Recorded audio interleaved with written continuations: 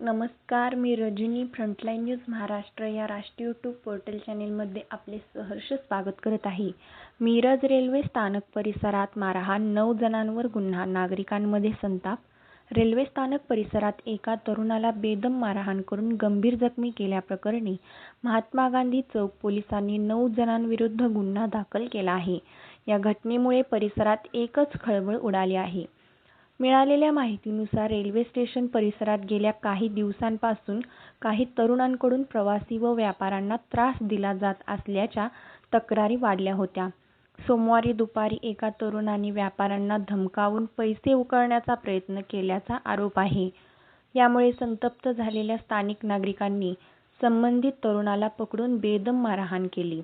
या मारहाणीत संबंधित तरुण गंभीर जखमी झाला असून त्याच्यावर मिरज येथील शासकीय रुग्णालयात उपचार सुरू आहेत.